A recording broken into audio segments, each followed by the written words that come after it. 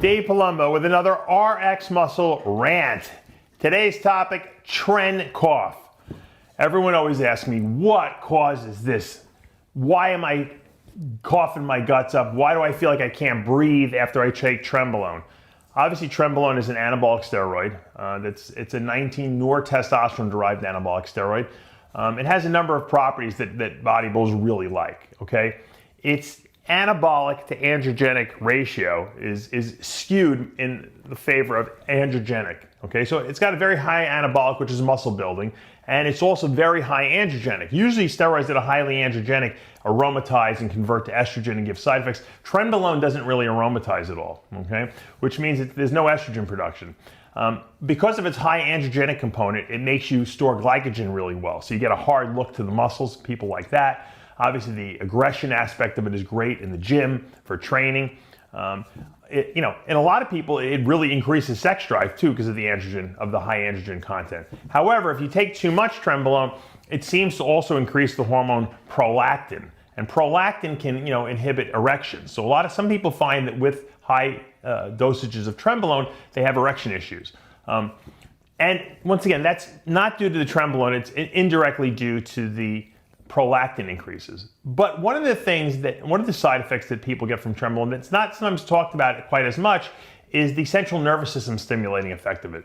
Most people, if you take trenbolone before, you have a tough time sleeping at night or falling asleep at least. It really overstimulates the nervous system. Also, you get this tren cough that we talk about. It's like you take a shot and literally seconds after you take the shot, you almost can't catch your breath. It's not a productive cough in the sense that mucus is coming up. Like I said, it's like a dry heave, and it's like you're fighting to get air into your lungs. And a lot of people have millions of theories about this, and there's no confirmed reason why this happens. I believe that it's either the preservative they're using for the trenbolone, or it's actually the trenbolone acetate itself, compound itself, that is breaking down and is being released through the lungs. So if you ever done a ketogenic diet, ketone bodies that are produced, some of them are exhaled out of the body, specifically acetone. So the lungs are ways of your body getting rid of certain, substances in your body. And I believe that when you take trenbolone and it breaks down initially really quickly, or even something in the trenbolone itself, like I said, maybe the preservative or the actual ester itself is coming out of your lungs. And what's happening is you're fighting to exchange air. So here you're trying to take a breath in. Meanwhile, this trembolone's coming out, and you're not getting. It's like someone's choking you a little bit. It's like you're underwater and you can't, take a breath the way you want to. And that's all I think it is. I don't think there's any negative ramifications long term because of that. I think it's just a side effect of actually taking the drug itself. Now, some people complain that they get nauseous on trenbolone, and I think that also has something to do with the smell, because when you're actually breathing the compound out of your lungs, you can actually smell it and it goes up into your nasal passages. In some people, that can make you nauseous. Also, the overstimulation of the brain, okay, because of the trenbolone, the central nervous system stimulating effect, could sometimes affect the nausea centers of your brain. But I really believe it's the smell that's coming out of your lungs, because when you're breathing something out of your lungs that's not a natural substance, it confuses your brain, and your brain doesn't understand what's going on. Normally, you're breathing in through your nose, it's not coming up the other way, and obviously it is a chemical type of a taste and smell that does come out of your lungs. When I used to take trenbolone, I would actually able to taste it as well. That's how I knew it was something coming out of my lungs. It wasn't just, people originally thought it was like something, you're getting a clot in your lungs or something really dangerous like that.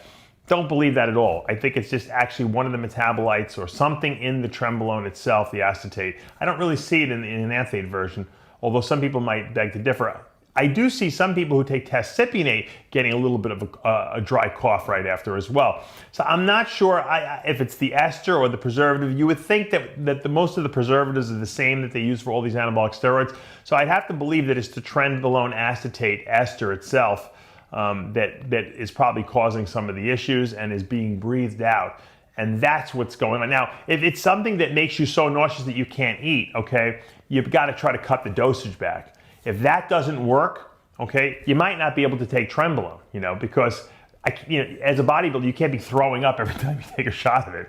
It's not viable. You might want to try and switch to the Trenbolone enanthate ester, the longer acting ester. That might solve your problem as well. I have guys that they can't sleep on it. Every time they take a shot of Tren, they can't, they want to get sick. Their stomach is bothering them. They want to throw up. They don't feel good on the stuff, or they get diarrhea from it. Because, anything that hypes up your body and as a stimulant type of effect on the central nervous system could also make the food move through your intestinal tract much quicker, which can cause diarrhea. There's obviously a certain amount of time that the food needs to travel so that your body can absorb the nutrients, can pull out the extra water, and create more of a solid waste product that will come out of your body. So Trenbolone has a number of side effects, and I really believe a lot of it is linked, once again, to this highly androgenic component. It's not normal to have that much androgen in your body. Trenbolone is 4 times more androgenic than testosterone, which is amazing, because testosterone we think of as that's the top of the heap, so to speak, of androgens.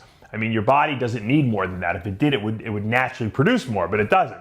So, testosterone is perfectly balanced between the anabolic or muscle building capabilities and the androgenic, or aggression, and glycogen storing qualities of the drug.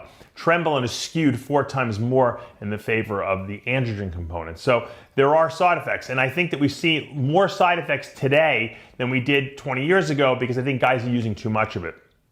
50 milligrams 3 times a week is a great dosage. That's what guys used, back 15, 20 years ago, and they got good results on it. Nowadays, guys are using 1,000 milligrams a week. I mean, that's just insane. So there's a dose-related response to, the high prolactin levels, to the coughing, to the nausea, to the not to sleep, to the aggression. That's the way steroids work. It's a dose-related thing. People think more I take, more muscle building I'm going to get. No, at a certain point, you just get more side effects. So don't be too concerned about the Tren cough, but if you're getting it really bad and it's negatively affecting you, try to cut back the dosage, switch esters, see if that works, and if all else fails, it might just be a steroid you can't use. There's plenty of other ones out there that you can use. Be smart about it. Be logical. Don't keep trying the same thing and expecting a different outcome. That's the true definition of insanity. All right, on that insane note, I'm Dave Palumbo with another RX Muscle Rant.